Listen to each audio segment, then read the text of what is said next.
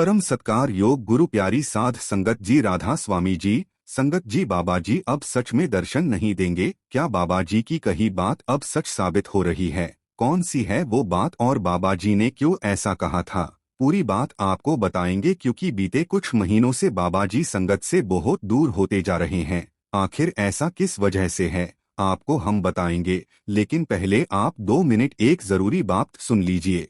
आपको याद होगा, अभी कुछ दिन पहले हिमाचल के ऊना में बाबा जी जब पैदल दर्शन दे रहे थे, तो उसी दौरान एक दूल्हा जो लड़की वालों के घर जाने की बजाय बाबा जी के दर्शन करने पहुंच गया था, और बाबा जी पैदल दर्शन के टाइम स्पेशल उस दूल्हे के पास रुके थे और प्रेम से उसके सिर पर हाथ रखा था। इस बात को हमने अपने उसी दिन के वीडियो में भी बताया था। लेकिन संगत जी अब एक नई बात और सामने आई है। बाबा जी ने उस दूल्हे को सगन भी दिया था। उसी समय नहीं दिया था, लेकिन बाद में सेक्रेटरी साहब को कहा था कि उस लड़के की आज शादी है, इसलिए उसको सगन दे आओ।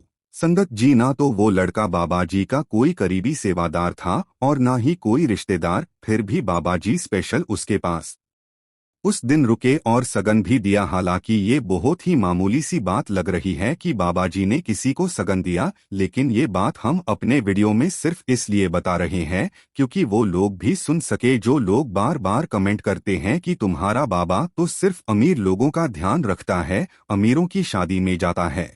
ना तो वो लड़का कोई वीआईपी था और ना ही बाबा जी की रिश्तेदारी में था, लेकिन फिर भी बाबा जी ने उस दिन इतनी छोटी सी बात को भी ध्यान में रखते हुए उस तक सगन पहुंचाया। सगन कितना था कितना नहीं, हम उस बात में नहीं पड़ेंगे, क्योंकि उस सगन का मूल्य कोई नहीं लगा सकता। वो गुरु का एक लड़के की शादी में दिया हुआ आशीर्वाद था, और आशीर्वाद का कोई मोल नहीं होता। संगत जी, उस भाई ने बताया कि बाबा जी ने सबसे पहले उसके सिर पर हाथ रखा था। उस समय उसने लाल रंग की पगड़ी बांधी हुई थी। वह कहता है, मैं उस पगड़ी को सारी उम्र सहेज कर रखूंगा। उस भाई की एक आदत थी, जब भी कोई कहता चल बाबा जी फलानी सड़क से जाएंगे, वहां चलकर दर्शन कराते हैं, तो वह मना कर देता था। वो कहता था, मैं पीछे पीछे नहीं भागूंगा, जब बाबा जी को बुलाना होगा वो खुद बुला लेंगे। और उस दिन यही हुआ। वो अपनी बारात लेकर उसी रास्ते से जा रहा था जहां बाबा जी ने उस सेंटर में दर्शन देने थे।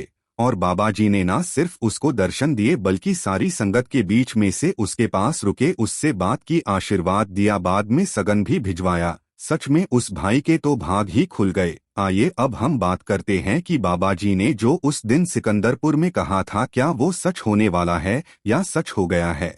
बाबा जी ने सिकंदरपुर में एक बार बड़ी गहरी बात कही थी। उस समय उनके शब्द सुनकर संगत की आंखें नम हो गई थीं, क्योंकि लोग उस बात को दूसरे ढंग से ले बैठे थे।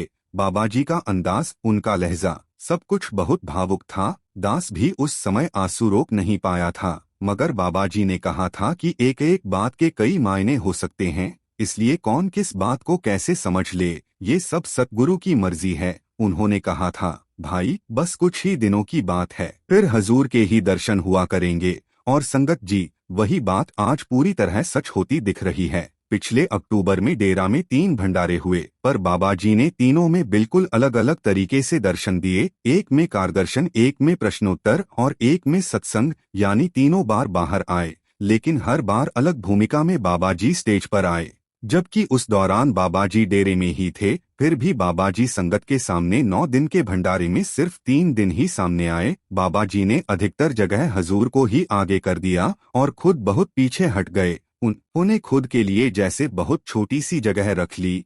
और ये वही बात थी जो उन्होंने पहले ही कह दी थी कि आने वाले समय में हजूर जी ही दर्शन दिया करेंगे, और सचमुच ऐसा ही हुआ। इसके बाद बाबा जी नागपुर भंडारे पर भी नहीं गए, जबकि बाबा जी भंडारे से एक दिन पहले दिल्ली पहुंच चुके थे, यानी सिंगापुर से लौट आए थे, लेकिन फिर भी नागपुर नहीं गए। अब दिल्ली का कार्यक्रम है, उसमें जाते हैं या नहीं, ये भी बाबा जी की अपनी मौज पर निर्भर करता है। मालिक की मर्जी, उसकी दया, उसकी रहमत का किसी को यह नहीं पता चलता कि कब किस रूप में बरस जाए। जो कुछ भी होता है उसी की इच्छा से होता है।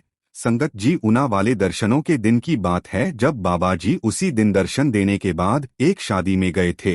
तो हम संगत ने वहां कोई मर्यादा ही नहीं रखी, जहां बाबा जी बैठे थे उसी के बिल्कुल सामने संगत की भीड़ जाकर जमा हो गई। बाबा जी बार बार कह चुके हैं कि ऐसे जबरदस्ती मेरे पीछे आने से कृपा नहीं मिलने वाली। जिसको कृपा देनी है उसको 7 समुद्र पार से भी दे देनी है, और जिसको नहीं देनी चाहे मेरे आगे पीछे दौड़ते रहो, फिर नहीं देनी। संगत जी, आइए अब आगे बढ़ते हुए आपको एक बहुत प्यारा प्रसंग सुनाते हैं कि कैसे बाबा जी प्रत्यक्ष रूप में हमारे साथ ना होकर भी हमारे ऊपर कृपा कर देते हैं। ये प्रसंग इसलिए सुनाना जरूरी है जिससे कि हम समझ सके कि बाबा जी का प्रत्यक्ष रूप से हमारे साथ होना उतना जरूरी नहीं है जितना ही अंदर से बाबा जी के साथ हमारा रिश्ता जुड़ना है। कैसे मीलों दूर भी बाबा जी ने एक फौजी भाई पर कृपा कर दी, और जब महीनों बाद फौजी डेरे गया और कहने लगा कि बाबा जी आपने उस दिन जंग में मेरी जान बचाई, आपका शुक्रिया। और बाबा जी बोले, भाई मैं तो महीनों से डेरे से बाहर ही नहीं गया, मैंने कुछ नहीं किया, वो सब मालिक करता है। संगत जी, आप इस प्रसंग को सुनोगे तो आपको समझ में आएगा कि बाबा जी 7 समुद्र पार से भी कृपा कर सकते हैं। एक बार बाबा जी सत्संग फरमा रहे थे।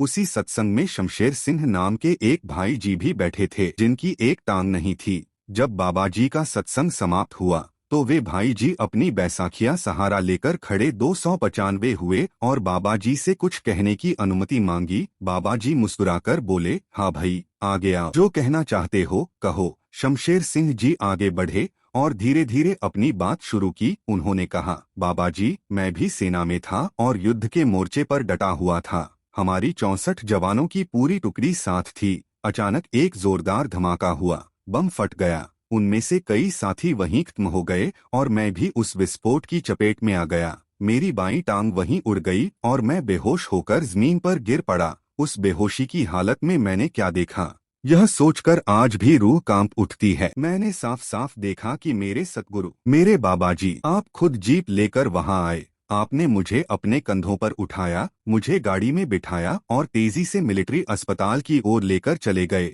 मैंने अपनी आंखों से देखा कि गाड़ी आप खुद चला रहे थे। फौजी की बात को सुनकर संगत एकदम शांत हो गई। शमशेर सिंह जी ने आगे कहा, जब मुझे होश आया तो मैंने बटालियन के सभी लोगों से पूछा कि कौन सा ड्राइवर मुझे अस्पताल लेकर आया था, किसने मुझे यहाँ पहुँचाया। बहुत पूछताछ की, बार बार पूछा, लेकिन किसी को कुछ पता नहीं था। तब मेरा विश्वास और मजबूत हो गया कि वह कोई ड्राइवर नहीं, वह मेरे मालिक खुद थे।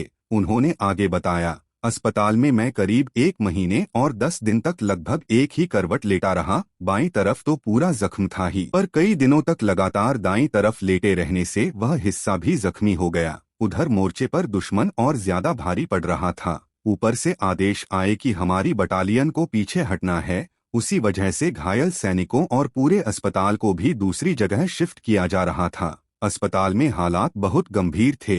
दुश्मन की गोलाबारी बढ़ती जा रही थी और ऊपरी अधिकारियों ने एक कठोर निर्णय लिया। जिन घायल सैनिकों के बचने की उम्मीद कम है उन्हें वहीं पर काइंडनेस इंजेक्शन देकर मुक्त कर दिया जाएगा, और जिनके बचने की संभावना है उन्हें तुरंत दूसरी सुरक्षित जगह भेजा जाएगा। फिर एक लिस्ट तैयार की गई कि कौन कौन साथ जाएगा और किसको यहाँ इंजेक्शन देना है। क्योंकि मेरी दोनों तरफ के घाव बहुत गहरे थे, इसलिए मुझे भी उन लोगों की लिस्ट में शामिल कर लिया गया जिनके लिए यह अंतिम इंजेक्शन तय हुआ। एक सैनिक मेरे पास आया और धीमे से बोला, आज तुम्हें भी वह इंजेक्शन लगाया जाएगा। यह सुनकर मेरा शरीर कांप उठा। कुछ देर बाद डॉक्टर मेरे पास आए। मैं रोते हुए हाथ जोड़कर विनती करने लगा, मुझे मत खत्म करो, मुझे जीना है, कृपया मुझे यह इंजेक्शन मत देना। लेकिन उन्होंने मेरी एक न मानी। कुछ समय के बाद मुझे एहसास हुआ कि वह इंजेक्शन दिया जा चुका है। धीरे धीरे मेरी नजर धुंधली होने लगी, सब कुछ घूमता सा दिखाई देने लगा। मैं समझ गया था कि अब मेरी मौत में सिर्फ कुछ ही पल बचे हैं। उसी समय मेरे मन में केवल एक ही सहारा आया, मेरे सतगुरु, मेरे बाबा जी। मैंने आंखें बंद की और पूरी तन्मयता से उनका ध्यान किया। उसी बीच अस्पताल के कुछ कर्मियों ने मुझे उठाया और अस्पताल के पास तेज बहती नदी की तरफ ले गए और फिर मुझे नदी में फेंक दिया। मैं उस वक्त भी बस अपने बाबा जी को ही पुकार रहा था और अचानक उस बहती धारा में मैंने देखा कि बाबा जी स्वयं मेरे सामने आ खड़े हुए। मैंने बिल्कुल साफ आंखों से उन्हें देखा। बाबा जी, आपने मुझे अपने हाथों से उठाया, पानी से बाहर निकाला और किनारे पर लाकर सुरक्षित रख दिया, और फिर उसी शांति के साथ वहां से चले भी गए। कुछ देर बाद हमारी बटालियन की एक गाड़ी वहां से गुजरी। सैनिकों ने मुझे नदी किनारे पड़ा देखा और तुरंत मुझे उठाकर एक सुरक्षित स्थान पर ले गए। बाबा जी की अपार दया से मैं धीरे धीरे ठीक हो गया। आज लकड़ी की बैसाखियों के सहारे सही सलामत चल फिर रहा हूँ। इतना सब सुनने के बाद बाबा जी मुस्कुराए और बोले, भाई तू जो भी बता रहा है मुझे तो कुछ पता नहीं। मैं तो इतने समय से यही संगत के साथ बैठा हूँ। तुझे यकीन न हो तो संगत से पूछ ले, मैं कहीं गया ही नहीं। शमशेर सिंह जी ने हाथ जोड़कर कहा, बाबा जी मुझे सब याद है। जब बम फटा था मैंने आपको अपने पास आते देखा और जब मुझे नदी में फेंका गया मैंने अपनी खुली आंखों से देखा कि आप ही ने मुझे बाहर निकाला। मैंने तो बाहर भी आपके दर्शन किए और भीतर भी। बाबा जी ने शांत स्वर में कहा, भाई यह तो तू जानता है, मुझे तो इस बारे में कुछ भी नहीं पता। फिर शमशेर सिंह जी बोले, बाबा जी आप चाहे मना कर लो लेकिन मुझे पता है आपने उस दिन मुझ पर कृपा बरसाई थी। इसके बाद बाबा जी कुछ ना बोले तो फिर वो फौजी कहने लगा कि बाबा जी अब मैं किसी काम का नहीं रहा, मेरा शरीर साथ छोड़ चुका है और सरकार ने भी कोई खास बहादुरी का इनाम नहीं दिया। जो मिला है उससे परिवार चलना मुश्किल है।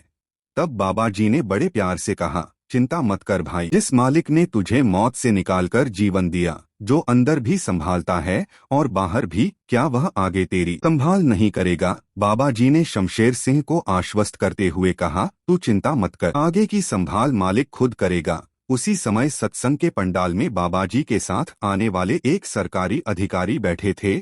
बाबा जी ने उनकी ओर संकेत करते हुए फरमाया, आप इनको अपने साथ लेकर कमिश्नर साहब के पास जाइए और इनकी सारी बात जो अभी इसने सुनाई है वह वहां जाकर बता दीजिए। आपकी सिफारिश से इसका कुछ भला अवश्य होगा। इतना कहकर बाबा जी सत्संग से उठे और अपनी कोठी की ओर चले गए। शमशेर सिंह जी बाबा जी की करुणा से अभिभूत होकर तुरंत कोठी पहुँचे। वहां पहुँचते ही वे बाबा जी के चरणों में गिर पड़े, पूरी देह जमीन पर डाल दी, जैसे सारा दुख सारा दर्द वहीं रख देना चाहते हों। रो रो कर उन्होंने बाबा जी के चरण भिगो दिए। उनकी आवाज में दर्द भी था और राहत भी। तब बाबा जी ने बहुत स्नेह से कहा, जब मालिक तेरे साथ है, तेरे अंग संग है, तो डरता क्यों है? मालिक तेरी संभाल खुद करेगा। संगत जी बस इतनी सी बात समझ लीजिए कि बाबा जी की कृपा पाने के लिए बाबा जी के पीछे पीछे दौड़ने की हमें कोई जरूरत नहीं है। बाबा जी कृपा पाने के लिए अंदर से रिश्ता जोड़ना है। संगत जी ये कुछ सवाल जवाब है जो किसी ने हमें भेजे हैं। कुछ सवाल जवाब बहुत अच्छे हैं इसलिए आपको सुनाने जा रहे हैं। फिर एक बीबी ने प्रश्न किया, बाबा जी मेरे पति सत्संग में तो आते हैं लेकिन शराब बहुत पीते हैं, मैं क्या करूं? बाबा जी ने धीरे से कहा, बेटा उन्हें प्यार से समझाओ, शराब और नशे इंसान को उनका मोहताज बना देते हैं, फिर उसका बोझ भी हमें ही उठाना पड़ता है, स्वास्थ्य भी बिगड़ता है, पैसा भी बर्बाद होता है। जिस चीज से नुकसान ही नुकसान हो उसे छोड़ देना ही भलाई है। प्यार से समझाओगी तो बात उनके दिल में जरूर उतरेगी। इसके बाद एक भाई ने भी सवाल किया, बाबा जी जब मैं सिमरन पर बैठता हूँ तो मुझे भीतर से कई तरह की आवाजें सुनाई देती हैं, मैं कैसे जानूं कि वह कैसी आवाज है और कहाँ से आ रही है?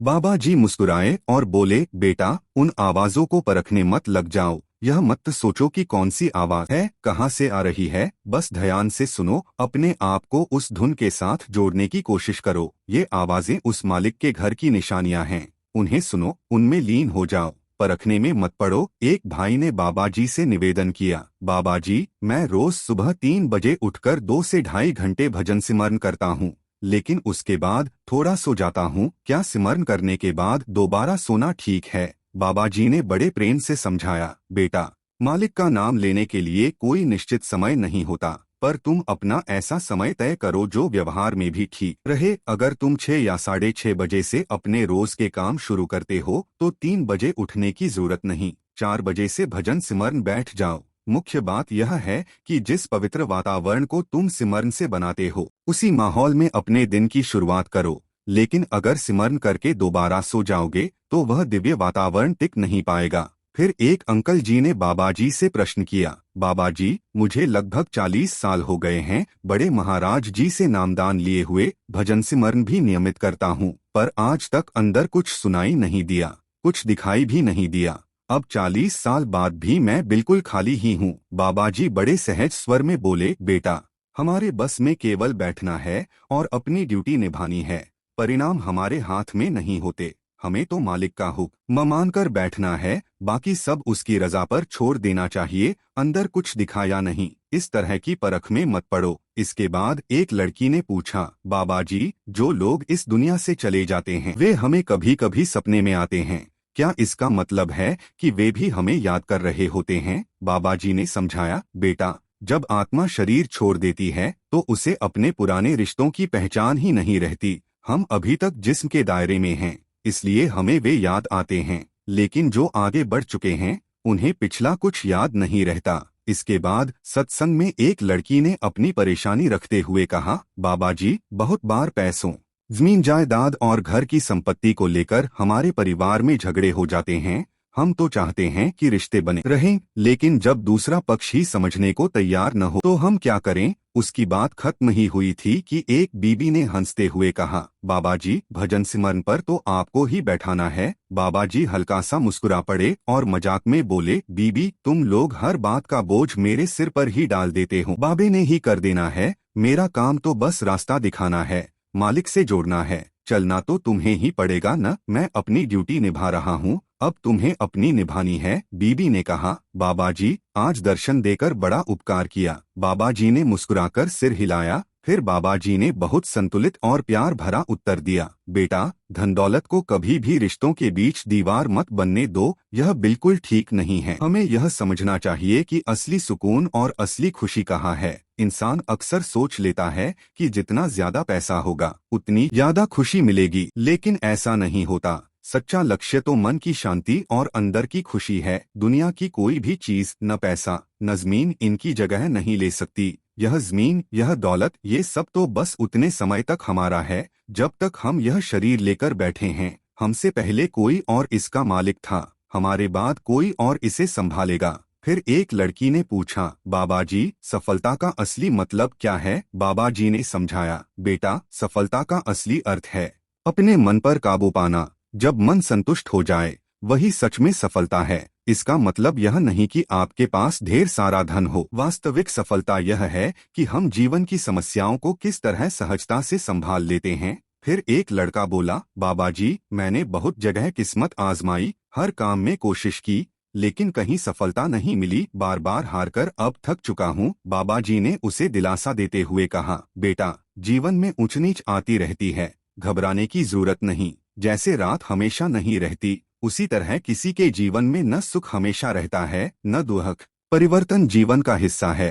हिम्मत मत हारो, कोशिश जारी रखो और मालिक पर भरोसा रखो। फिर एक बीबी ने बाबा जी से प्रश्न किया, बाबा जी, कई बार हमारी जिंदगी में कुछ बहुत महत्वपूर्ण चीजें हाथ से निकल जाती हैं, तो क्या हमें उसे वापस पाने की कोशिश करनी चाहिए या फिर उसे भूलकर बैठ जाना चाहिए? बाबा जी ने प्रेम से उत्तर दिया, बेटा, इंसान का काम तो प्रयास करना ही है, नतीजा मालिक की मर्जी से मिलता है। हमें ईमानदारी और विश्वास के साथ कोशिश करते रहना चाहिए और बाकी सब परमात्मा की रजा पर छोड़ देना चाहिए। संगत जी, इस हफ्ते दिल्ली में भंडारा होगा। हम आपके साथ दिल्ली के सवाल जवाब और सत्संग भी शेयर करने की पूरी कोशिश करेंगे। विनती है, कमेंट में राधा स्वामी जरूर लिखिए और संगत के अपने चैनल रूहानी सफर को सब्सक्राइब करना मत भूलिए। राधा